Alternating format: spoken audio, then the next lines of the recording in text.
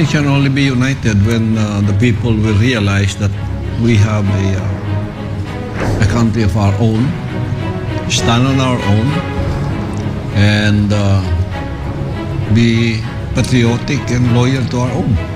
When it comes for love of our country and sovereignty, we should all be one. There should be no division because we are all Filipinos. Pagdating dyan sa pag-ibig sa ating bansa, sa pagtayo sa ating bansa, huwag natin ipahiya si Jose Rizal, sila Bonifacio. Pagdating dyan, huwag dapat tayong hawakan o pakialaman ng iba. Tumayo tayo sa sarili natin.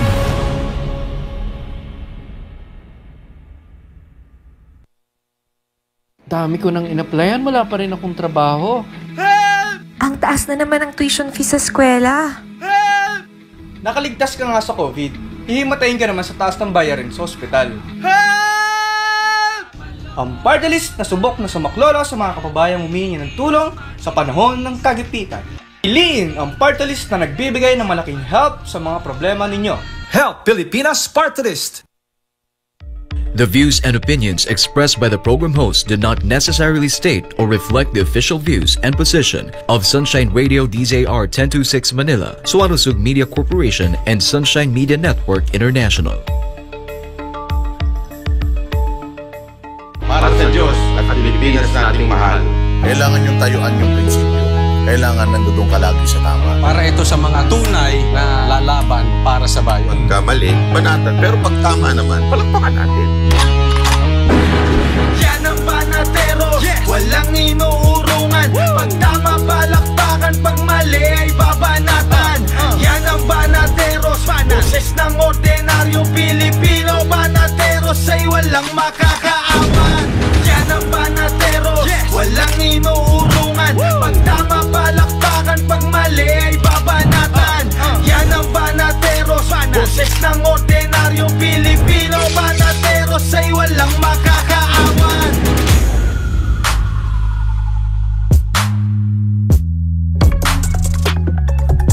So ayun, magandang gabi, Luzon, Visayas, Mindanao. Kayo ay nanonood ng Banateros Live sa SMNI. Ako si Master Judea. At ako naman po, si Jay Guevara. Oh, Choli. Okay, so si Coach Choli medyo na-late. Tayo muna dalawa, partner Jay. At ngayon, marami na naman tayong pag-uusapan na mga bagay-bagay na talaga namang nangyayari sa ating lipunan. Pero bago tayo mag-umpisa, siyempre, at huwag po natin kalimutan na i-follow ang mga accounts natin online. Kapartner mo sa balita at serbisyo, youtube.com, DCIR 1026 News. At siyempre, meron tayong rumble.com, SMNI News. At huwag din kakalimutan yung mga social media accounts sa Facebook at YouTube na Banateros. Yan po si Boss Dada, Coach Oli, Jay Guevara, Master Judea, at siyempre si Banat Bay. Okay, partner Jay. Banateros website. Banateros website, of course, nakalimutan Banateros natin. page. Banateros website, Banateros page. Huwag po natin kakalitaan dahil yan po ay makakapagbigay sa atin ng kaalaman sa pang-araw-araw nating buhay. Partner Jay, kumustahin mo muna yung mga gusto mong kumustahin dyan. Hoy, kamusta sa mga masugid na mga tiga-subaybay ng Banateros dito sa SMNI. Eto, paos pa rin ako. walang pinagbago. Oo. Isang linggo na. Ay, dalawang linggo na. Paos pa rin si partner Jay. But anyway, sana makabalik na yung boses mo para naman, syempre, di ba? Mahirap yung ganyan, naranasan ko rin yung ganyan, At habang iniintay natin yung isang partner natin, so eto, mga kababayan, at medyo pinag-uusapan nga ngayon itong gagawing malakihan o malawakang rally ng Iglesia ni Cristo. At dahil dyan, nagpahayag ng kanyang panalangin si Pastor Apollo C. Kibuloy at ng Kingdom of Jesus Christ o KOJC para sa malawakang rally ng Iglesia ni Cristo sa Quirino Grandstand at sa iba pang lugar sa buong bansa sa Lunes, Enero at 13 po yan, mga kababayan. Sa pahayag ng KOJC, kanilang idinadalangin at hinihiling ang gabay ng makapangyarihang Diyos para sa tagumpay ng malawakang rally na naturang religious group na inaasahang dadaluhan ng milyon-milyong membro nito, kasama ang iba't ibang grupo at organisasyon. Ipinagdasal din ng KOJC na magkakaroon ng liwanag at pagkakaunawaan ng mga Pilipino upang muling umiral ang pagkakaisa at kapayapaan sa bansa. Nananawagan din ng KOJC na mamulat ang bayan sa pagluklok ng lider na makadiyos at magdadala ng pag-unlad, kapayapaan, kaunlaran at katatagan sa bansa, lalo na sa panahon ng matinding hamon at krisis. Yan. Pero bago tayo magkomento, i-acknowledge muna natin ang presence ng ating kapatid. Si Coach Oli. Nandiyan po yan sa linya. Yun, no? At kasalukuyan, siya po ay nasa Japan pa. Coach Oli, bumati ka muna bago tayo magpatuloy. Okay, magandang hapon, umaga, tanghali, gabi sa mga kababayan natin sa iba't ibang panig ng mundo nito at sa iba't ibang panig ng Pilipinas. Kamusta naman kayo mga partners? Okay na okay partners. At pabalita namin, panay daw ang lafang mo dyan. Panay ramen ka. Ramen mo Oo. Sana Nakita ko sa post mo But anyway, mga partners, napag-usapan natin at ating binasa itong balita na nagpapaabot ng panalangin ng KOJC or Kingdom of Jesus Christ dito sa gagawing rally ng Peace Rally ng Iglesia ni Cristo sa darating na Lunes. Yan ay January 13 dyan sa Luneta Grandstand, mga kababayan. Sa akin, ito ay napakagandang hakbangin at ito po ay hindi naman pagre-retaliate sa gobyerno, bagkos ito ay pagsuporta sa panawagan ng Pangulo ng Pilipinas na si Pangulong Marcos Jr. na huwag i-impeach si VP Sara Duterte. At siyempre, siguro, hindi natin alam, pero siguro tatalakayin dito yung mga issue ng ating bansa. At sa akin lang naman, sana maging mapayapa ang gagawing rally na ito ng Iglesia ni Cristo. At doon naman sa mga nagbabalak na may mga mag-ipal-ipal dyan, yung mga umepal, mag-bida-bida na naman, sana naman tigil-tigilan muna natin yan. Dahil ito po ay tinatawag na Peace Rally. At sana po kung ano ang patakaran na ilalatag ng Iglesia ni Cristo ay atin pong sundin. Igalang po natin ang kanilang pagpapasya, igalang po natin ang desisyon at dapat boses po nila ang mananaig dito at boses ng sambayan ng Pilipino, hindi yung mga politiko o mga supporter ng politiko na magbibida-bida. So, yun lang sa akin. Sana maging mapayapa at suportahan po natin pagkapayapaan ng ating bansa, kapakanan ng ating bansa. Dapat walang kulay. Sama-sama tayo at magkakampi para sa kapakanan ng ating bansang Pilipinas at ng mamamayang Pilipino. Ayan, Partner Jay, ikaw muna. So yun, alam nyo, napakaganda ganitong nakikita natin kasi first time lang din to sa history ng Pilipinas. Kasi kadalasan yung mga relihiyon nagkakabangay-bangayan talaga yan Kasi syempre kanya-kanyang paniniwala, diba? Pero ngayon, sa pamamagitan ng KOJC at dahil ngayon ay talagang nakikita ng mga Pilipino at hindi lang KOJC ang pinapatikim or pinatikim ng hagupit ng kasakiman ng kapangyarihan ng administrasyon, napakaganda na nakikita natin nagkakaroon ng suportahan. Yung isa sa mga kilala at napakalaking relihiyon dito sa ating Pilipinas. Napakaganda lang ng ganito. At ito hindi po ito porket nagsusumusuporta ang KOJC sa peaceful rally ng iglesia, parang magiging hudyat na naman ng paglaban sa gobyerno. Hindi ho yung ganun, no? Kaya nga ho ito ay peaceful rally. At yung rally na yan ay sa pamamagitan ng sinabi ng Pangulo ng Pilipinas na si Bongbong Marcos na sinusuportahan ng Iglesia ni Cristo ang kagustuhan ni Bongbong Marcos na tutulan ng impeachment laban kay Vice President Sara Duterte. Kaya sana wag tayong mag-fake news na naman kasi baka mamaya may mga fake news na naman dyan sa iba't ibang social media platform at kung ano-ano na naman yung sabihin sa KOJC na kay Sugay ito, kay Sugay niya sana. Tsaka ito pa, yung mga manghihingi. Kasi may mga ganyan eh. Yan. Yung mga Importante yan. manghihingi ng mga donasyon, lalong-lalo na ho sa mga OFW, wag ho kayong kasi ako, nag-check ako sa ng iglesia ng INC.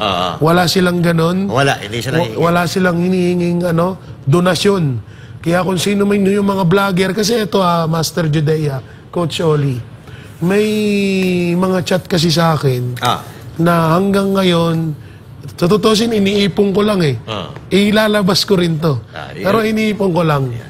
No? May mga vlogger na parang nangihingi sila sa mga at hindi lang vlogger. Meron din diyan yung mga may kita natin sa iba't ibang rally. Mga organizer na nangihingi sa mga OFW para daw sa mga pondo, pagkain or ganito. Pero ang masama nga ho dito, wala hong hinihinging ganun. Yung lahat ng mga rally na nagaganap sa dito na, lalong-lalo na sa ewan ko lang sa ibang mga DDS. Hindi ko alam. Pero dito, nakakasure ako sa INC, itong peaceful rally, ay walang hinihinging ganung hinihinging ganung pera. Kaya kayo, mga OFW, mag-ingat po kayo sa mga scammer. Mahilig yan, marami ngayon yan eh. Coach Oli. Coach Oli, anong masasabi mo dito? Alam nyo mga partners, bago tayo magbigay ng komento dyan, gusto kong samahan ninyo ko sa maiksing samahan din ako ng mga manunood dyan. Samahan ninyo ako sa maiksing pagtawa. Bakit? Akala ko panalangin eh. Tawa pala. Sabay-sabay natin.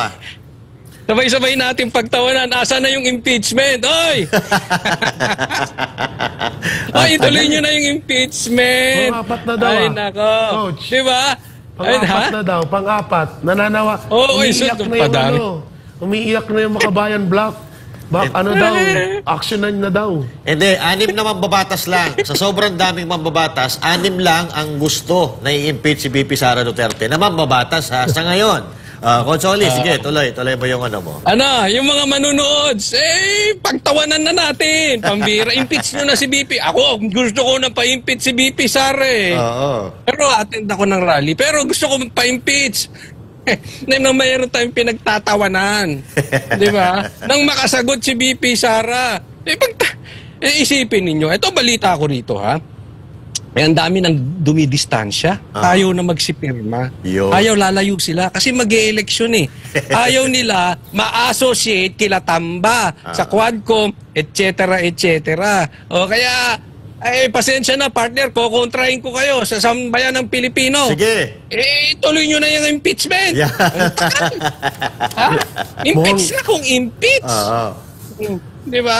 Alam nyo, sabi nga, nagsasabi na sa akin, kung nag-iipon si partner Jay Guevara ng mga nagme-message, ito iniipon ko rin to. Iniipon mo yung rin mga pagtatawa na kasi, balita ko, mga NPA na lang ang gusto magpa-impeach kay BP Sara. Correct. Sila na kasi pag nakaupo si BP Sara, sila maapektuhan. Yung mga NPA na yan, mga rebelde na yan, mga komunista na yan, mga makakaliwa na yan, sila na lang.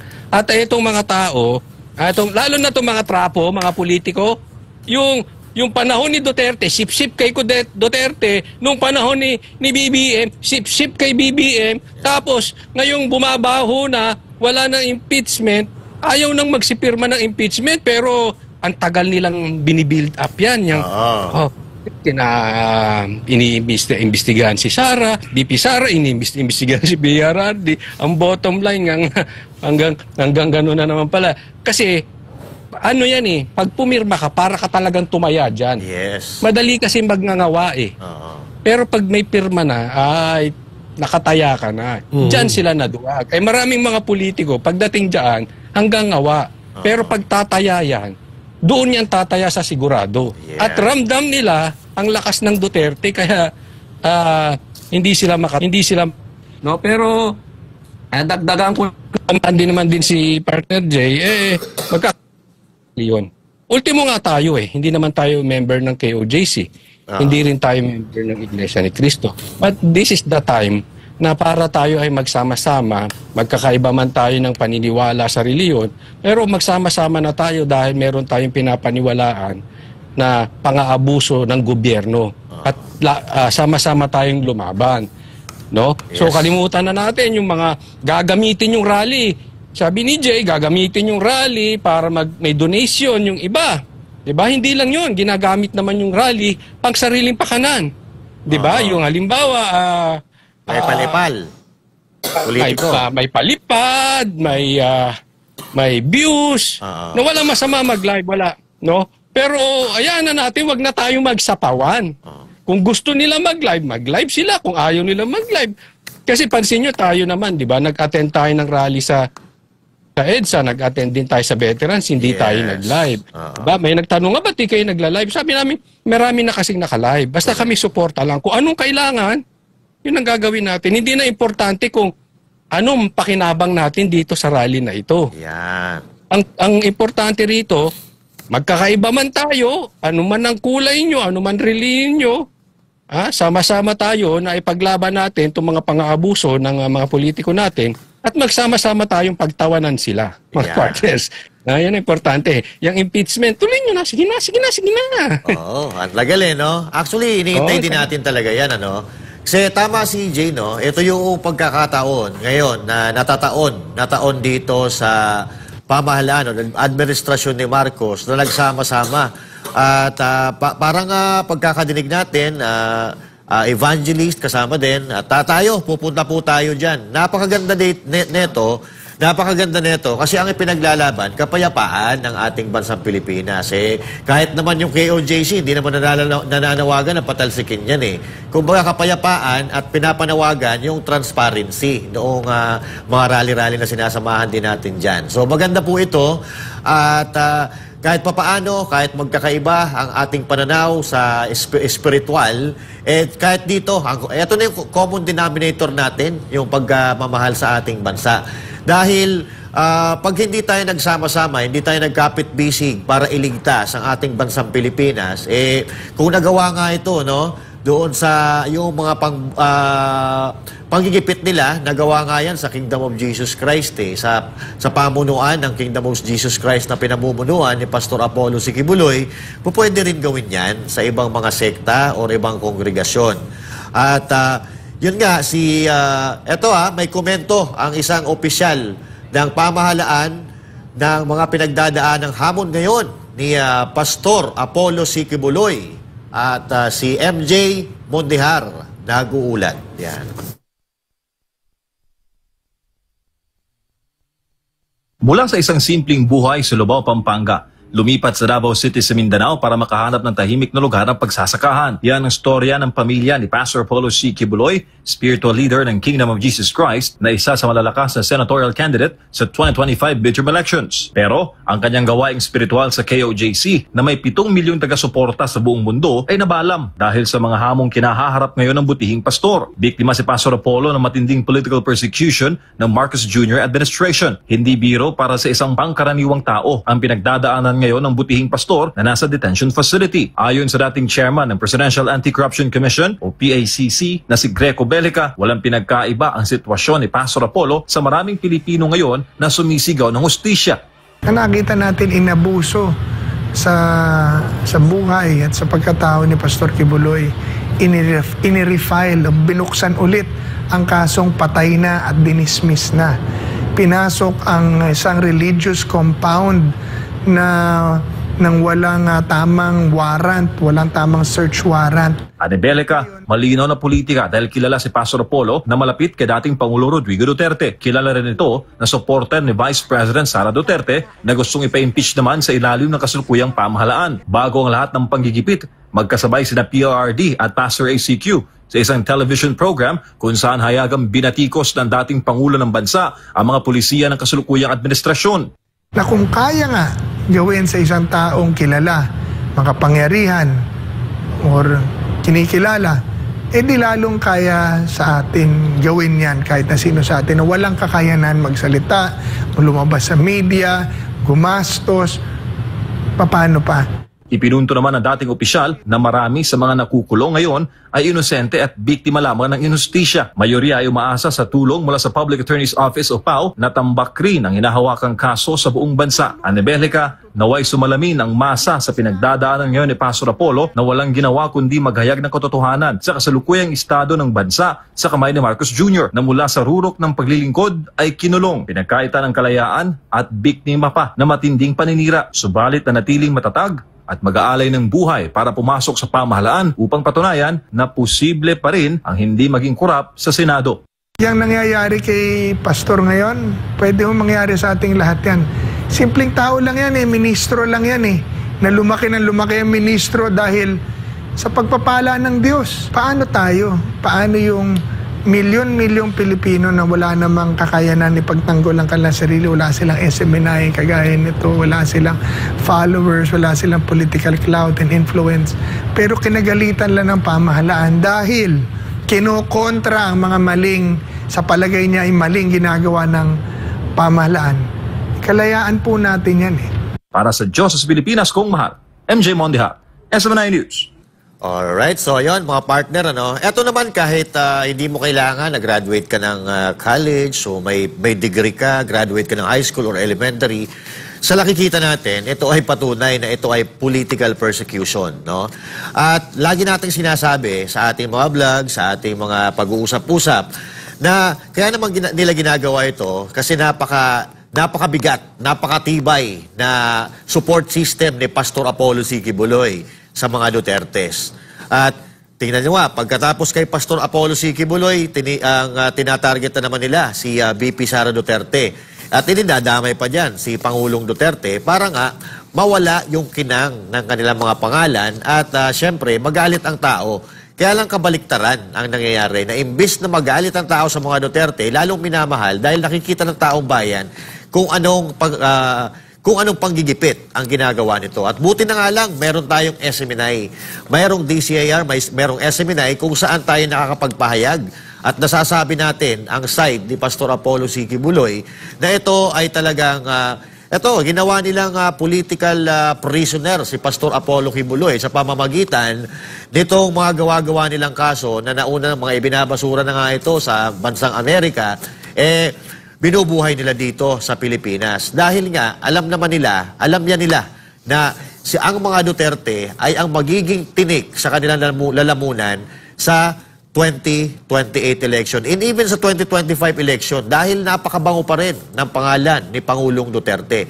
At lalong bumango yan, noong pumasok si Pastor Apollo C. Quiboloy, dahil alam naman natin, lagi natin sinasabi dito na si Pastor Apollo Quiboloy, hindi pa man nakakapasok sa mundo ng politika ay marami nang nagawa. Ito yung mga OFW tinatawag nating hero, mga buhay na bayani. Etong yung mga enforcer natin, tinatawag din natin ng mga bayani kapag nakakaligtas sila ng buhay na nasa bingit ng kamatayan. Si Pastor Apollo C. Quiboloy, pwede rin natin itong tawaging bayani. Alam niyo kung bakit? Dahil siya ay nagliligtas siya noong mga tao o individual na napapariwara ang buhay. Yung mga dating drug addict, yung mga dating rebelde, yung mga walang matuluyang pamilya. Kinupkup yan ni Pastor Apollo Quiboloy at ngayon, tinatamasa nila ang kaginhawaan at kapayapaang buhay sa loob ng KOJC. Ganyan kalupit si Pastor Apollo C. Quiboloy. Kaya doon sa mga hindi nakakakilala kay Pastor Apollo C. Quiboloy, pag-aralan niyo po ang buhay niya, pag-aralan niyo kung saan siya nagsimula at matitiyak ko na bibilib kayo sa pinagdaanan ni Pastor Apollo Quiboloy from rags hanggang sa ngayon na siya ay isa ng pastor sa napakalaking sekta dito sa Pilipinas o sa buong mundo na walang iba kundi ang Kingdom of Jesus Christ. Father J. Napakaganda. Nagsimula sila sa... Sorry. Nakamute pala. Sorry. Alam niyo, napakagandang ehemplo nito ni Pastor. Dahil nagsimula, alam naman natin nagsimula sila sa maliit na community, maliit na samahan. Biruin mo, naikukwento pa sa atin na ang tanghalian, almusal nila ay nilagang saging at nilagang kamote. Puto. At puto. Yan. Na pinagkakasya nila yun lahat. Hanggang sa dumating na yung panahon na ito na. Ito na yung blessing sa kanya. Alam mo, Master, Coach Oli, kung bakit hindi natatakot si Pastor sa lahat ng ibinabato sa kanya. Alam niya kasi kung sino yung kakampi niya eh. Yes. Alam niya kung gaano kalakas yung kakampi niya. Yes. At ayun yung Panginoon Diyos.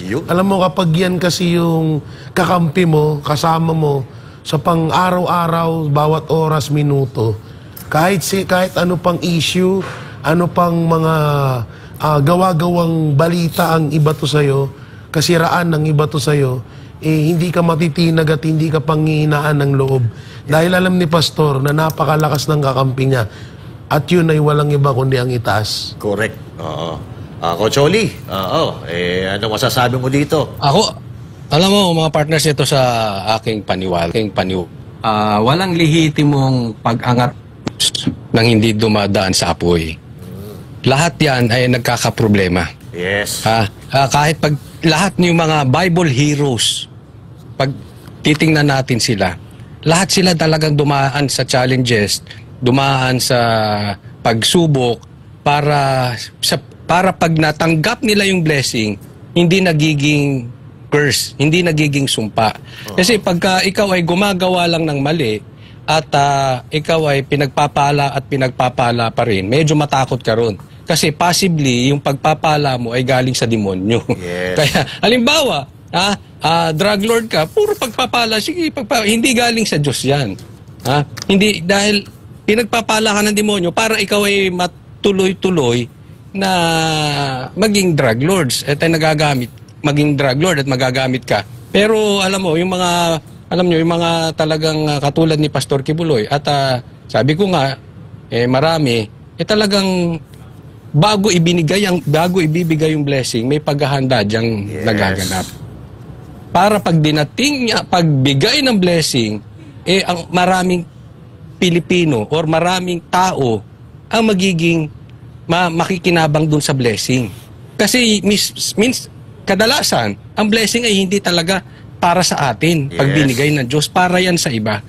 Kaya itong dinadaanan ni Pastor Kibuloy, ako ina-expect ko na yan patungkol sa kanya. At alam mo, napakagandang blessing na nga niyan eh. Kasi, bakit? Tumakbo si Pastor Kibuloy bilang senador. Yes. Kailangan natin siya ngayon. Tingnan nyo, nung panahon ni PRRD, hindi naman siya ayaw niya ng politika. Hindi nga siya kumuha ng posisyon. Kahit na talagang, pag binanggit mo ang Duterte, kasunod niyan, Pastor Kibuloy. Pero wala siya, di ba? Yes. So yan, isa sa nangyari ngayon, naisip niya, kailangan ng Pilipino ng tulong. Ng totoong may malasakit sa taong bayan. Ayan, tumakbo siya ngayon. Di ba? Isa na yan sa blessing. At yung blessing na yan, ay kung siya'y papala rin, maisishare. Kasi hindi naman para sa kanya talaga yan eh. Kung siya'y mananalo, para sa mga Pilipino yan. Yes. So, dun nagsisimula ang lahat ng yan. At maganda. Ito. Tama nga naman si Greco, si Sir Greco. Again, kung nagagawa nila kay Pastor Kibuloy, kay BP Sara, yung harassment, paano pa sa ating mga ordinaryong tao? Yes. Nawa naman tayong kakayanan at wala tayong political clout, wala tayong At ginawa na, Coach Oli. Yes. So, yan eh. Ako, meron ako ikakwento, hindi ko na lang babanggitin. Kwento mo na. Kwento mo na. Hindi lang naman, Banggitin mo na. Hindi ko lang babanggitin yung pangalan. Yung pangalan, pero ikakwento ko kasi merong Sige. Pero hinaharas na isang malaking influencer. Sabihin na lang natin na influencer na hinaharas at malaki ang boses. Parang kilala ko yan daming demanda. Talagang siya, pero ngayon nag-i-inhibit yung mga judge. Walang gustong umawak. Bakit kanyo? Hindi talaga hinug sa pilit yung pagdidemanda sa kanya. Hindi talaga mananalo. May distansya itong mga judge, nag-i-inhibit. Kaya ayaw din naman nilang mag-judge in favor dun sa influencer kasi baka mahalintikan sila nung mga abusado. Yun. So para mawala ka na lang sa Tanggihan mo na inibit lang. ka. Kaya Tanggihan na lang. naghahanap sila. Oo, di ba? Tahimik na lang. So marami nang pangyayari ngayon, yung fact checker na yan. Di ba? May ano yan eh. Hindi naman talaga magtatagumpay ang kasamaan. No? Lagi sa dulo ang panalo bida. Sa simula nagpapabugbog lang yan. Pero tinan yung mangyayari sa fact checker. Tama. Diba? Mawawala na siya. Mawawala na ang fact checker, iyak ka na. Ano ba yung Vera Files, saka yung Crappler ba yun? Ano? May dudugtong ka, partner Jay. Mukhang may dudugtong ka. Yung yung kanina sinasabi ni Sir Greco at ni Coach Oli. Yung mga, kung nagawa nga, kaila pastor, yung maaaring gawin. Susutusin ang dami ni si Bantag, diba? Si Tebes, si Pastor, KOGC. Tsaka yung mga partner, yung mga maliliit pa, yung kila Mayor Rama. Mayor Rama. Si Congressman Jonas Cortez, Mayor ng Mandaue. Yung sa Davao. Yung Gobernador Hubahib. Hubahib. Marami pa. So, yun nga, tama nga yung sinabi na, paano na lang tayo? Yes. Paano yung mga katulad natin na simpleng mamayang Pilipino na kapag ginawa nila itong mga ganito? Buti, tingnan nyo, yung mga taong nabanggit natin, kahit papano may pangbayad sa attorney, may pangtustos, kahit papano, pero kung gipitin nila, grabe. Talagang sagad sa buto. Kaya nga medyo talagang mas kailangan natin, talagang kailangan natin ng taong katulad lang nila pastor at ng iba pang mga PDP laban na para puksain yung mga ganitong pangyayari sa ating lipunan o sa ating gobyerno. Dahil yung iba kasi talaga ng mga politiko, talagang ginawa na nilang yung kanilang kapangyarihan sa pagiging politiko para manakit or mang-abuso ng ibang mga Pilipino. So, ito lang, basic. Number 52, nabagsak pa yung iPhone ko. Basic, 52. Basic, 52. At iba pang PDP laban, marami yan dyan. Number 52 lang, number 52. Ako medyo natawa lang ako doon sa komento ni Coach Oli kanina regarding dito sa mga kongresista na medyo dumidistansya dito sa impeachment ngayon ni VP Sara Duterte. Pero kung makakaldag sila doon kay VP Sara doon sa hearing, mga galit na galit, parang gustong manakit. Pero ngayon, ito kasi yung Iglesia ni Cristo, di naman sa natin, na napakalaking sekta rin talaga nito. Napakalaking voting community nito. Kaya medyo naglalaylo sila nagbabait-baitan. Di ba nung mga nakaraan, tama si Coach Oli pinagpipilitan nila, tanggalin si VP Sara Duterte and all that. So ngayon, parang bakit tahimik sila? Bakit doon sa mga ayu-ayuda, damay-damay kayo, di ba? Gusto nyo lahat, pare-parehas kayo meron. Bakit ngayon? Bakit pinababayaan nyo yung mga makakaliwang grupo na maghari-harian dito sa impeachment ni VP Sara Duterte? Samahan nyo na. Nahiya pa kayo. Yung mga young guns nanahimik na rin. Nanahimik sila, mga kababayan. At ngayon, maigay sila doon sa pagtatanggol dyan sa akap-akap na yan. Alam naman natin yung akap-akap nila na yan, gagamitin lang naman yan ngayong eleksyon. Yung timing pwede naman niyang gawin before and after the election, pero ipinagpilitan pa nila na talagang pati na ata itong COMELEC, parang pumapayag din na magamit itong mga akap-akap na ito ng mga politiko. Kasi pinayagan ng COMELEC na mamigay ng akap sa panahon ng eleksyon. At hindi talaga tama, hindi bagay. Dahil kahit sabihin pa ng COMELEC na hindi nila papayagan na makalapit o makialam ang mga politiko diyan sa akap-akap na yan, hindi nila mapipigilan yan. Ang dami nang nangyari na paglabag sa tuwing eleksyon, pamimili ng boto sa Pilipinas. Lantarang pamimili ng boto, wala naman sila naipakulong Puro lang sila salita, di ba? Ang maganda dyan, sampulan ninyo. Pag may nakita kayong mali, sampulan ninyo. Pagka may nakita kayo naman lapit-lapit sa akap, sampulan ninyo. Paano maniniwala sa inyo yung tao kung puro kayong ngak, puro kayo dak, di ba? Samantala, mga partners, nanawagan ng isang senatorial aspirant na si Atty. J.V. Hinlo na bigyan ng higit na pansin ang paglikha ng mga trabaho kaysa pagbibigay ng ayuda na tinatawag niya itong ayuda politics. Dahil sa kakulangan ng mga batas na nakatuon sa pagunlad ng bansa, ang balita mula kay Cherry Light. Sinabi ni Attorney J.V. Hinlo, ang kakulangan ng trabaho ang pangunahing dahilan ng kahirapan sa Pilipinas. Dahil dito, maraming Pilipino ang napipilitang magtrabaho sa ibang bansa bilang overseas Filipino worker na nagdudulot ng pagkasira ng maraming pamilya. Yung tanong, bakit maraming mahirap na Pilipino? Bakit? Yung sagot, kawalan ng trabaho. Naniniwala si Attorney Hinlo na dapat ding gamitin ang mga idle na lupa ng gobyerno para sa agrikultura. Batikos din ang kanyang ipinukol sa mga mambabata sa Senado at Kongreso na inakusahan niyang mas nakatuon sa pagbibigay ng ayuda kaysa sa paggawa ng mga batas na magpapaunlad sa bansa. Nakikita ko na kung hahayaan natin na ganito lang yung pamalakad ng administrasyon ni BBM, magkakaproblema po yung hinaharap ng ating bansa. Tinatawag ko itong ayuda politics, no? So, nakatuon po yung kanilang serbisyo sa ayuda at kulang tayo sa development plans for the country. Isa rin sa kanyang mga plataforma ay ang pagtatag ng OFW Retirement Insurance and Pension Program. Maraming mga OFW ang naglilingkod sa ibang bansa sa loob ng maraming taon, ngunit walang natatanggap na retirement fee o pensyon pag-uwi nito sa Pilipinas. Para maipatupad ang programang ito, kailangan anya ng mga kaalyado sa Kongreso. We'll be able to have a retirement and pension plan na pagtanda nila, meron silang pensyon. Itong mga programang ito, no, kailangan natin ng mga kaalyado sa Kongreso. Kasama si Pastor Kibuloy, kasama rin si Congressman Marcoleta, at yung mga napipiling yung sa tingin yung mabubuting mga senador. Para sa Diyos at sa Pilipinas kung mahal, Cherry Light, SMNA News.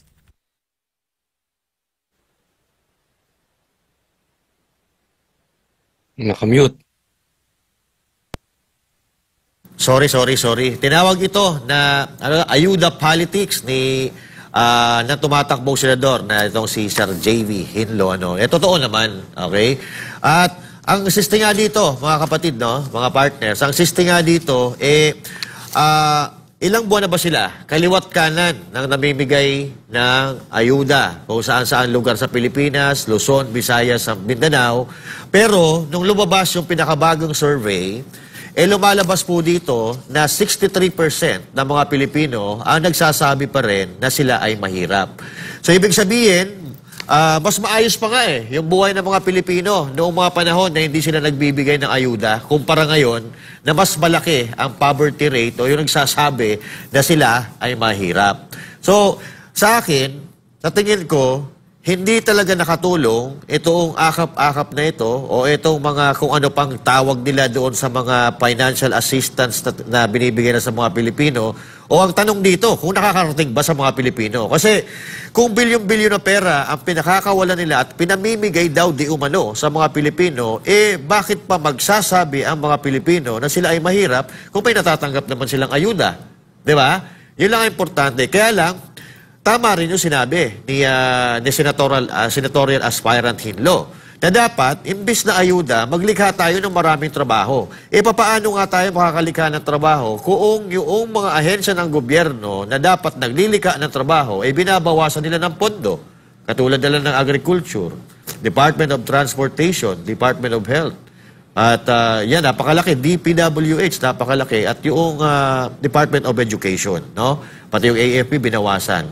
So now, ang number one talaga na solusyon dito sa kahirapan ng ating bansa, unang-una, tanggalin ng mga korap na politiko sa pamamagitan ng paglalagay natin ng mga matitinong politiko diyan sa gobyerno. Kasi kung mas marami yung mga korap, kung mas marami at kukonti yung matitino, matatalo ng mga korap yung matitino at sila pa rin ang magiging bida-bida, sila pa rin ang mananalo. Kasi dito sa politika kasi natin, majority win . Mas marami kang kakampi, mas panalo ka. Kaya nga, ngayon, mga kababayan, tayo ay paulit-ulit na nanawagan na iboto po natin yung mga tao na may takot sa Diyos, may pagmamahal sa Diyos at pagmamahal sa mga Pilipino at sa bansang Pilipinas. Partner Jay.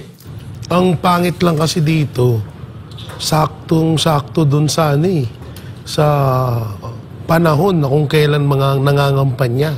Sa totoo naman eto, hindi tayo magiging bias dito. Nakakatulong naman to Pero hindi sa ganitong hindi sa ganitong panahon. Ginagawa lang kasi itong mga ganitong bagay pag may sakuna, may nabagyuhan, may pandemya, yun. Diyan mo may kita yung ganyang gawain. Pero yung tipong start pa lang ng mag-i-start na eleksyon, tsaka nyo gagawin yan, ano pa ba iisipin namin? So yan ay isa sa mga parte ng vote buying. Diba? Tsaka ito pa, yung sinasabing, bukod pa dun, saka yung sinasabi nilang, kaya hirap ang Pilipinas dahil kulang sa trabaho, bukod pa dun. Ito mayaman naman ang Pilipinas Madamot lang yung gobyerno. Madamot ang gobyerno sa mga Pilipino na normal lang na Pilipino. At galante sila sa mga politiko. No? Kasi ito yan kung kurap yung namumuno, kurap din yung mga nasa ilalim niyan. Tandaan nyo yan. Kung kurap ang presidente, magiging kurap din ng mga senator, congressman yan. Hindi ko nilalata, yung iba lang. No? So kasi isipin nyo maigi. Halimbawa na lang, sa mga sa Banateros, kung masama yung leader natin, masama din tayo. Kasi yun ang nakikita natin Kaso hindi Diba? Ngayon, doon tayo, i-connect natin yan doon sa sa mga korap na yan. Yun yung nakikita nila yung mga ibang senator, yung ibang congressman, nakikita nilang wala sa ayos yung pinuno, yung presidente. So yun din yung ibang tinutularan ng iba. Hindi sila natatakot. At saka ito yung about doon sa ito nakalimutan ko lang sabihin yung sa impeachment. Diba? Ilan ang congressman? Nasa 300? No? Oh, ngayon hindi kakayanin yung 300 na bibigyan ng 7-7. So, ubos ang pera ng Pilipinas. Ubos sila doon. At ubos din tong mga to. No, so may pala diyan parang may isang community lang. Alam niyo na kung sino nakikita natin na sagrado 'yon. Hindi sila nagpapapasok ng iba para solo nila yung Ngayon, mukhang ang strategy kunin lang yung pera. At kapag oras ng pirmahan, tablado na sila. So yung sa madaling salita, pati din sila, nautakan din. Nautakan din. Gagamitan nga lang din sila. Gagamitan lang sila. Are you done, brother? Tapos na ako, Choli. Choli, oo. Itong usapin patungkol dito sa ayuda, gusto ko lang na balansehin din. At ito sa tingin ko chicken and egg to, ang sitwasyon na ito. Diba? Sino ba talagang nauna? Itlog or manok? Kasi may problema tayo sa ayuda walang masama tumanggap ng ayuda, pero wag yung iboto, and at the same time, wag natin asahan ng gobyerno. Kasi nga, kailangan din tayo magsikap, no? Mamaya di-discuss natin yung part nila, pero sa tayo bilang mamamayan, mahirap pong aasa tayo sa ayuda dahil pag nakikita ng ating mga anak na tayo'y nakaasa sa ayuda, anong gagawin ng nating magiging anak o mga anak natin? Tapos yung apo natin, aasa din sa ayuda. Ayuda ng ayuda. Siguro, lagi nating assume responsibilities na kailangan, pag ako'y nagpamilya, pagampanan ko yung pamilya ko, at yun ang gagawin. Hindi tayo aasa sa gobyerno. No? Itong gobyerno naman din, wag silang gagamitin ng ayuda kasi itong ayuda na ito, matagal na itong ginagawa, matagal na nating problema itong patungkol sa ayuda. Ngayon lang ito napuna kasi sobrang garapal, sobrang ginagamit at sobrang laki ng pondong inilalaan dyan. Kaya hindi ako pabor in any form ng ayuda.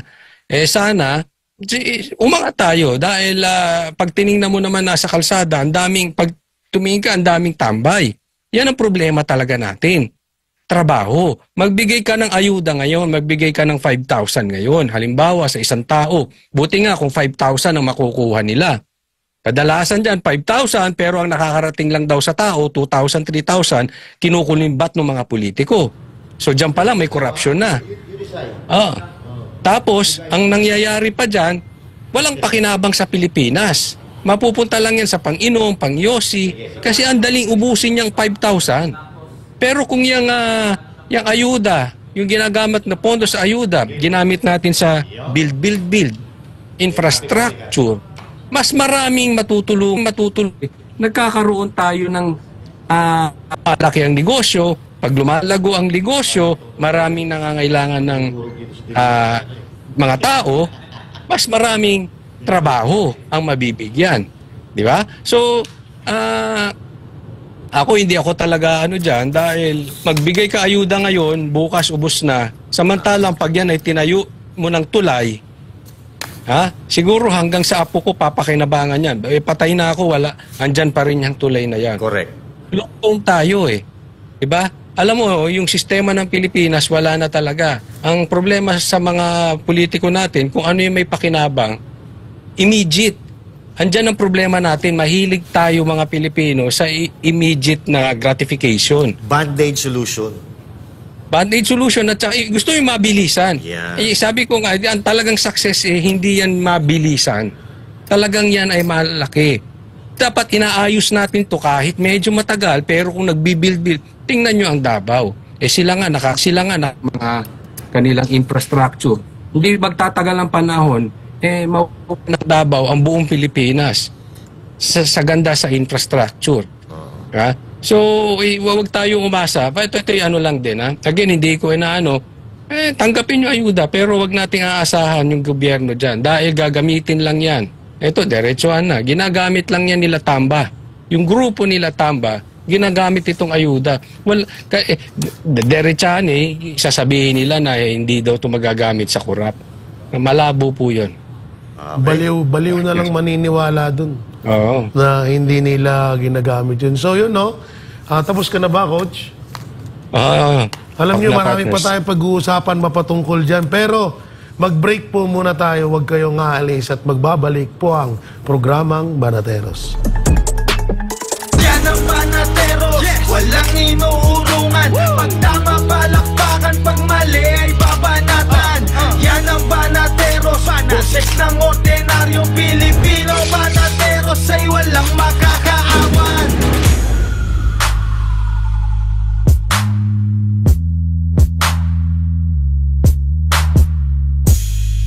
So, bilang leaders, kailangan matuwid ang iyong paningin.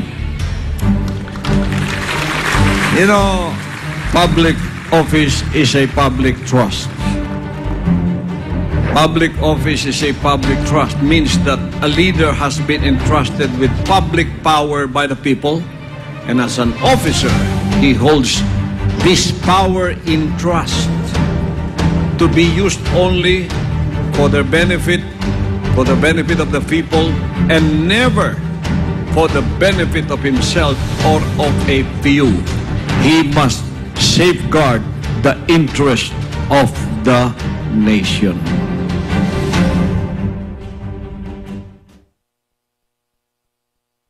Dahil sa malasakit, mas nailapit ni Senator Bongo ang medical assistance, primary health services at specialized care para sa ating mga kababayan. Sa malasakit, prioridad ang edukasyon para sa mas magandang kinabukasan. Samahan pa ng sports, panalo ang kabataan.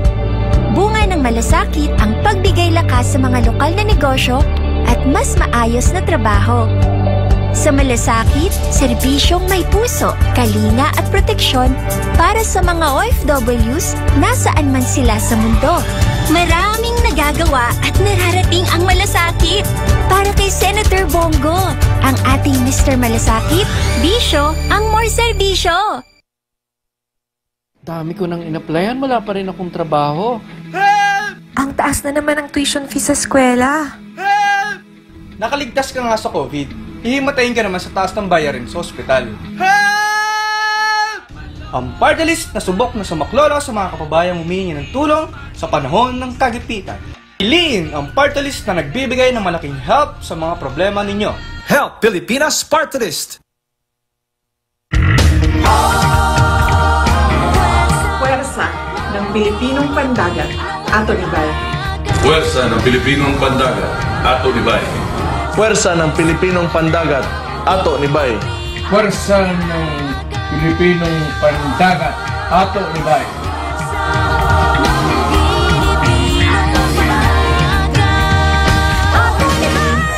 PPP Party List. Tatak Duterte. Ato Nibay. Ato Nibay! Kung leader ka, talagang dapat tumpak ang ginagawa mo, lalo na sa pagsugpo ng kasamaan. Leaders should not be a terror to good conduct and should protect its citizens by instituting systems of fairness and equality. Leaders should not be a terror to good conduct.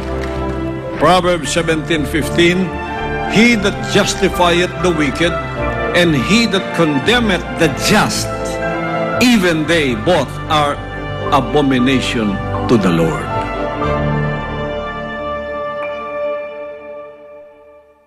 Yan ang banateros, walang inuurungan. Pag tama palakpakan, pag mali ay babanatan.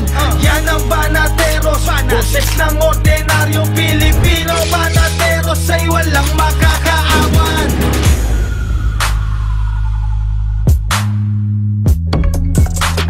Ayun, no? Tayo po ay nagbabalik dito lang sa programang Banateros, no?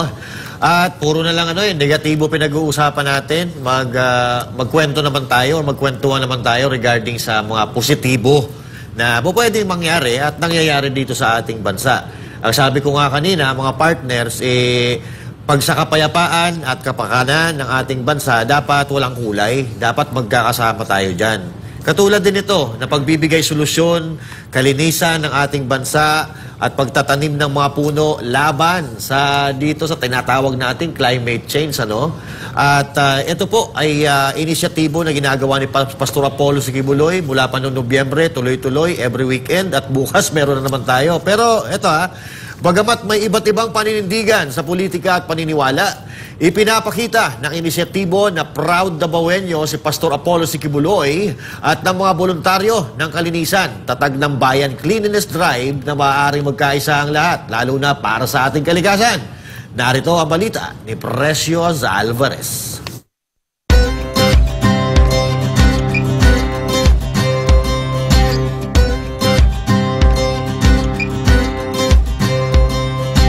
Naririto tayo sa Turil Park, ang pinakabagong parke dito sa Davao City, kung saan masasalamin mo ang pagiging masunurin sa batas ng mga Davaoenyo dahil lahat nagkakaisa pagdating sa layunin ng kalinisan. Ang Davao City, na kinikilala bilang pangalawang pinakamalinis na lungsod sa Timog Silangang Asya, ay isang simbolo ng kalinisan at disiplina. Ngunit kahit sa isang lungsod na kasing ganda nito, meron pa rin mga lugar na kinakailangan ng sama-samang pagkilos. At ngayon, naririto tayo bilang Davaoenyo at bilang Pilipino, sama-sama upang linisin ang mga lugar na gaya nito.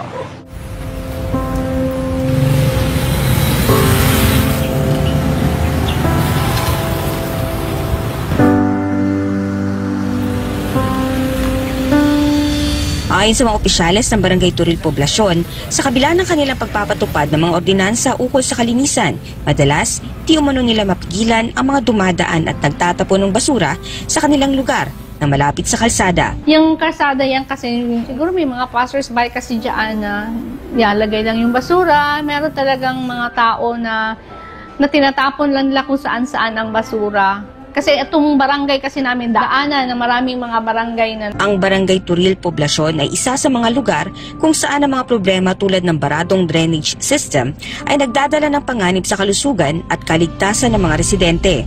Ang mga barangay utility men, kilala rin bilang Canal Brigade, ay buong pusong gumagawa ng paraan upang malinis ang mga ito. Ngunit marami sa kanila, tulad ng 77 anyos na si Tatay Tito, ay nagdurusa sa mga impeksyon dulot ng hirap at panganib ng kanilang trabaho. Minsan naman sa Imbornal, punta kami doon sa tunga.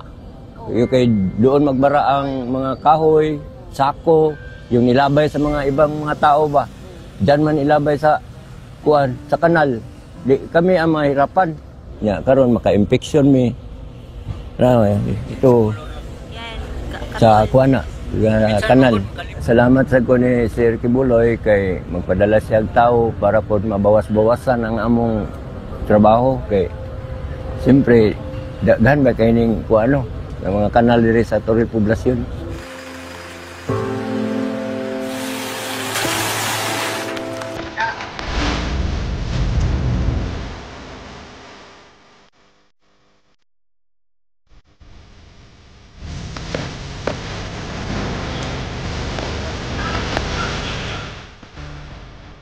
Bagamat may iba't ibang paninindigan sa politika at paniniwala, ipinapakita ng mga voluntaryong ito ng kalinisan, tatag ng bayan, kasama ang iba't ibang organisasyon at residente ng naturang barangay na sa harap ng mas malaking layunin, maaaring magkaisa ang sinuman. Dahil lahat sila naniniwala na ang kalinisan ay hindi lamang issue ng isang partido o paniniwala. Ito ay responsibilidad ng bawat isa.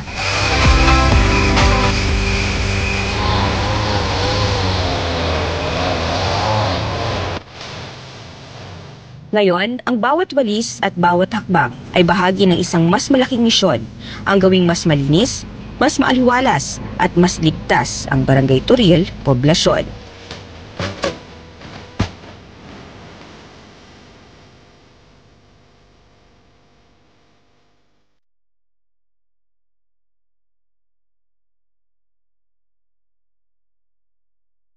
Sa tulong ng ating mga voluntaryo mula sa mga kabataan hanggang sa mga senior citizen, nakikita natin ang diwa ng bayanihan na nagbubuklod sa atin. Medyo umuulan pero walang makakapigil sa amin. Gusto kong sumali dito sa clean up drive kasi gusto kong maka-exercise at makatulong sa kalikasan. Kanina punong-puno po ito. Ngayon nakikita po natin medyo unti-unti na siyang nalilinisan. Actually, ang una namin project is itong yung kanal. Yung baho niya, strong pero brave ng mga kasamahan kong volunteers. Ang dami-daming plastic, ang dami-daming mga kahoy, mga dahon na nakabara. Pero within 30 minutes pa lang, bumaba na yung level ng water and then freely flowing na yung tubig. As a volunteer, ilusog talaga namin yung kanal para makuha yung mga plastic like gulong, mga plastic bottles. Nililinis talaga namin, kinukuha namin yung mga matagal ng basura like ganito, mga plastic na nagkukos ng clog na hindi makadalo yung tubig. Magandang araw mga kababayan, nandito tayo sa Turil kung saan nakikisa tayo sa inisyatibo ng ating mahal na pastor sa paglilinis at sa pagpapaganda sa ating kalikasan. Kaya inaanyayahan ko kayo lahat mga kababayan na tulungan po natin, makiisa po tayo para mapanatili natin ang kagandahan nating kalikasan. Kaya samahan nyo kami. Sa takbo ng ating paglilinis ngayon, nakita natin na talagang maganda at saka yung mga tao, yung mga membro ng KOGC ay talagang nagsusuporta sila para sa kalinisan at saka sa kaayusan ng ating barangay. Kami ay lubos na nagpapasalamat sa ginawa po ng ating mahal na pastor. Ikaw ay number 1 sa amin, sa puso namin. Dating namin dito, talagang napakakapal po nitong mga, yung mga lupa na yan. Halos mula doon hanggang doon naman sa dulo, kalahati nitong kanal, natambakan na po ng lupa, pero wala pang isang oras mga kababayan, kita nyo naman, kapiraso na lang po ang natitira. Doon din sa kabila, magkaparehas po ang itsura nitong kanal na ito. Ito po ang mga basura, tambak na po na basura na nakolekta o nakuha ho natin mga kababayan. Kita nyo naman, napakarami rin yan. At yung banda doon, ayan, napakalinis na po. Nakikita na ho natin yung lupa. Hindi tulad kanina na talagang napakakapal po ng damo. At hanggang sa ngayon, tuloy-tuloy pa rin ang paglilinis ng ating mga kababayan. Maraming salamat, Pastor, sa patuloy po ninyong ganitong klaseng gawain, ganitong klaseng inisyatibo ninyo. At nang sa ganun ay nakakatulong po kayong lagi sa ating mga kababayan, sa mga barangay. Ipagpatuloy nyo po ito, Pastor. Isipin ninyo, ganito kadami yung makukuhang basura, and then may gulong pa mga kababayan. Tingnan nyo, nasa basurahan po yan. O ginawa ng basurahan yung kanal, no? Ito po isang malaking tulong, no? Dito sa ginagawa ngayon na advocacy ni Pastor Apollo Sikibuloy na itong mga kanal bawa po ng tapunan ng basura. Kasi no, konting ulan lang, bumabaha na. Yan ang malaking patunay na ito ang totoong mabisang pagkontrol ng pagbaha. Ang inspirasyon ng advokasiyang ito ay nagmumula sa lideratong nakatuon sa pagmamalasakit at disiplina sa pangunguna ni Pastor Apollo Sikibuloy, isang Dabawenyo at isang kilalang tagapagtanggol ng kalikasan. Ang kanyang mensahe ay simple ngunit makapangyarihan. Linisin natin ang Pilipinas. Ang inisyatibang gaya nito ay nagpapaalala sa atin na ang kalinisan ay nagsisimula sa ating mga sarili, sa ating kabahayan, komunidad at nagiging ugali na magbabago hindi lamang ng mga lungsod kundi ng buong bansa.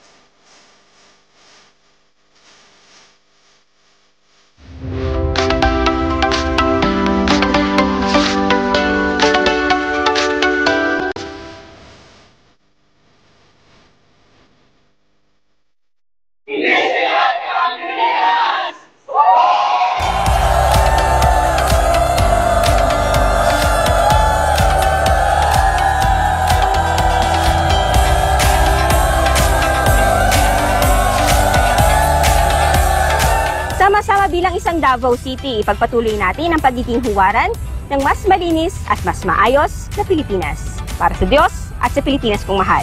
Ito si Precious Alvarez, SB9 News.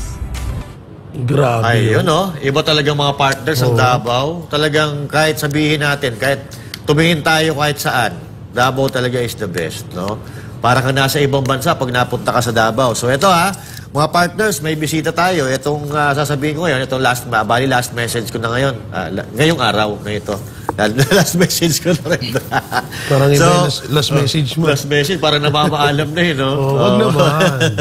Okay, so, ito lang gusto ko sabihin. Dito sa mundong ibabaw, hindi naman tayo pinanganak ng wala lang, no? Dito, kaya tayo nabuhay, kaya tayo binuhay ni Lord, may kanya-kanya tayong misyon, no? Isa na itong pangalagaan yung mga nilikha niya. Itong mga kabundukan, itong kalikasan. Dapat inaalagaan natin habang tayo ay nandito sa lupa. So, dapat sinusunod natin kung ano ang utos niya. Kaya nga, ako gusto kong pasalamatan si Pastor Apollo Sikibuloy, no? Sa paghubog niya sa bawat miyembro at mga workers ng KOJC, no?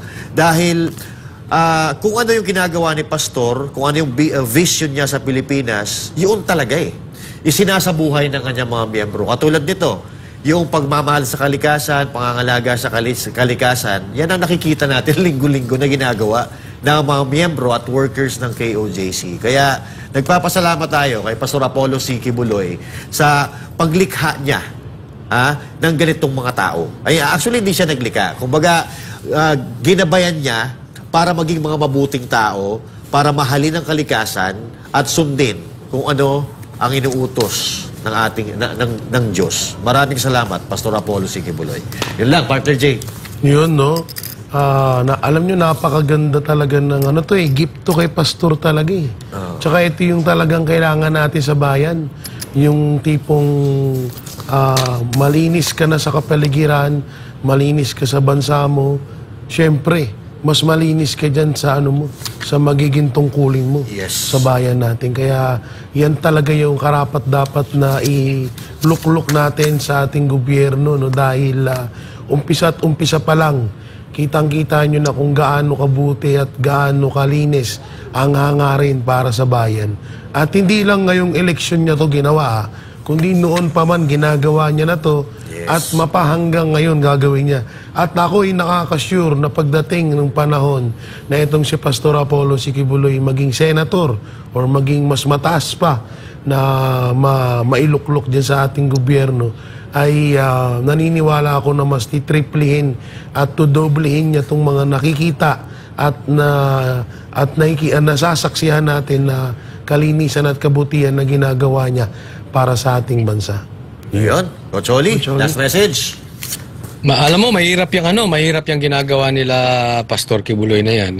Ilang beses na rin tayo nakasama dyan. Hindi po madaling, lalong-lalo na yung maglinis ng kanal. Sino ba ito? Pulis ba yun?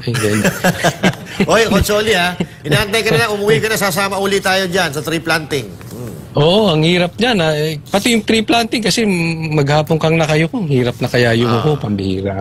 Pero itong mas mahirap tong yung naglilinis. No, kaya bilib din tayo dito kila Pastor Kibuloy dahil yung kanilang grupo, yung kanilang members talagang bumababa sa kanal. Nakikita naman natin. Yes. Ba, hindi biro yan. Bababa sa kanal. Tapos, kukuhanin yung pwede kang magkasakit dyan. Correct. Dahil napakadumi. Hindi rin naman natin maintindihan sa ating mga kababayan. Actually, correction, yung kaninang nakapula, lang yun, volunteer. Hindi yun member ng KOJC. Siya, volunteer. Bali, sumama sila dyan. Yung nakapula, yung mga nakapula. Pero yung mga naka-purple, lahat mga taga-KOJC. Hindi rin lahat. May mga, may mga ibang, hindi buong KOJC. So sa madaling salita, nagbubunga na rin yung mga ginagawa ng KOJC dahil sabi nga, leadership by example. Yes. Yan ang influence. Kasi mas nakaka-invite ka, nakaka-engganyo kung nakikita na ginagawa nyo bago utos kesa utos ng utos. Linisan nyo yan, linisan. Hindi, pinangunahan ng KOJC at maraming sumusunod. Dahil nakikita nila maganda yung motibo, maganda yung nagiging resulta, napakagandang influence niyan. Yan isang malaking bagay din kila Pastor Kibuloy. At yun, bukod dyan, may taniman pa at yan linggo-linggo. So, malay natin, habang tumatagal ay dadami na yung mga magjo-join dyan. Pero sa atin naman, siguro panawagan ko na rin sa ating mga Pilipino, wag naman din kasi tayo, ba't isipin mo may gulong pa nakatapon dyan, pambihira. Diba? Ano ba naman kayo? Ang Pilipinas, kung saan kaabutan Alam mo, sa ibang bansa, dito nga sa Japan, wala ka halos makita. Ang hirap maghanap ng basurahan dito. Pero ang linis. Kasi ang prinsipyo nila, pagka may basura ka, bulsa mo. Yan. At iuwi mo sa bahay. Sa atin, kung saan ka dinatnan, kakain na habang naglalakad. Tinatapon. Kung ang kinakain pa niyan, butong pakwan, kung saan yan. Nagyoyosi yan, pipitikin lang yan kahit saan. Diba? Yung kanyang, yung ano tawag nila, yung bat ng sigarilyo. Yung upos, diba? Meron din, alam mo, malaki rin ang problema nating mga Pilipino, hindi lang mga politiko, tapi tayo rin kahit ako, minsan, ako dyan, dahil pag talagang inabot ako ng naihi ako, ang laki ng CR ko, buong Pilipinas. Buong Pilipinas. Diba? Kung saan kaabutan, yan tayo kung saan tayo abutan ng pagkalat, hindi natin nakalakihan yung iuwi na sa bahay natin yung ano. So, magandang halimbawa itong ginagawa nila Pastor Kibuloy dahil nagsisimula ng panibagong breed ng mga Pilipino. Hindi mo kalat, lilinisin mo. Mahirap yun. So, parating na tayo. Baka magsama-sama tayo dyan sa paglilinis. Okay. Hintayin ka namin dito, Coach Oli, no? At talaga, tama yung sinabi mo, Coach Oli, na kailangan talaga ng education sa mga Pilipino. Kasi yun ang kulang tayo Dapat i-educate sa lahat ng bagay Tuturuan mo Kahit anong bagay, tuturo mo sa mga Pilipino. So, bukas, magkakaroon tayo mga kababayan ng panibago na naman na tree planting at of course at Saturday, tomorrow, no? Tree planting at clean up drive, oh. Nandiyan po sa screen, ha? Pwede po sumali kahit sino. Oo, may ngipin, wala, matanda, bata, tomboy. sorry. Lahat yan. Lahat na kasama. Dito po tayo magsama-sama. Ito yung common denominator natin. Kung magkakaiba man tayo ng pananaw sa politika, dito, magkaisa po tayo dito sa pagbigay ng solusyon sa problema na kinakaharap nating bansa, yung baha at yung climate change. Okay? Alright, mga partners, may gusto pa kayo sabihin? Okay na. Si Sir Carlo ba? Nandiyan dyan? Nandito si Sir Carlo. Bakit? Yung pasalubong daw ni Sir Carlo, huwag mo kakalimutan. Ay, oo, siyempre. Magsimula na tayo, Sir Carlo, ng countdown. Countdown na agad, 360... 50 plus. Tsaka na. Okay, sige. Bukas, magkita-kita po tayo sa clean up drive, ha? Oo. At nawala yun. Okay, so kita-kita po tayo ulit mga Banateros dito lang sa SMNI Pagtama, Palakpakan, Pagmali, Banatan. Ako po si Master Judea. Ako naman po si Jay Guevara. At ako naman po si Coach Oli. Para sa Diyos at sa Pilipinas na ating mahal.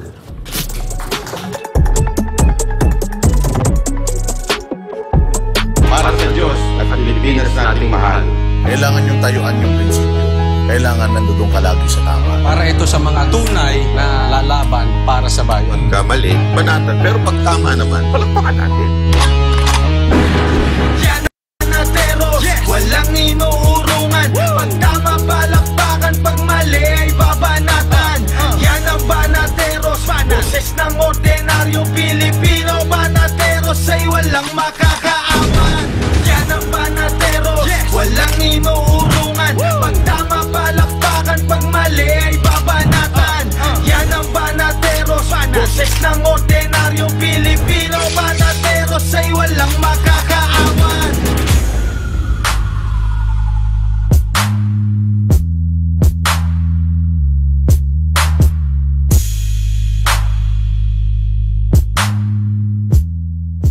Dami ko nang in-applyan, wala pa rin akong trabaho. Ang taas na naman ang tuition fee sa eskwela. Nakaligtas ka nga sa COVID, hihimatayin ka naman sa taas ng bayarin sa ospital. Ang party list na subok na sumaklolo sa mga kababayang humihingi ng tulong sa panahon ng kagipitan. Piliin ang party list na nagbibigay ng malaking help sa mga problema ninyo. Help Pilipinas Party List! Puwersa ng Pilipinong Pandagat, Ato Libay. Puwersa ng Pilipinong Pandagat, Ato Libay. Puwersa ng Pilipinong Pandagat, Ato Libay. Puwersa ng Pilipinong Pandagat, Ato Libay.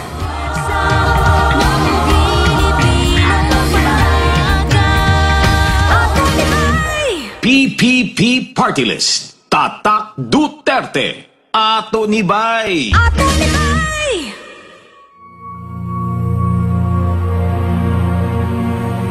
You will know a nation of what kind of a leader there is. Look at the fruits of that. Look at the result of that leadership.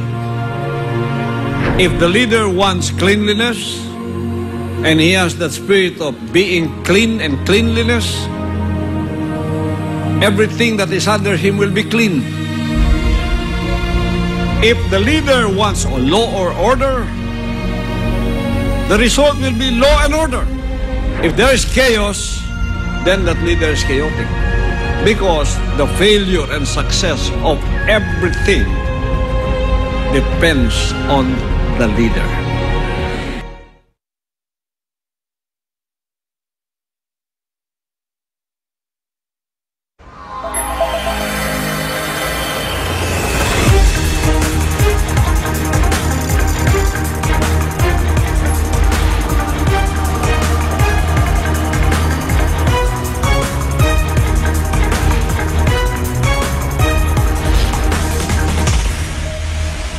This is SMNI News Channel. Subscribe to SMNI News Channel and turn on the notification bell to keep you up to date. Also visit our official social media accounts and join our community on Viber and Telegram.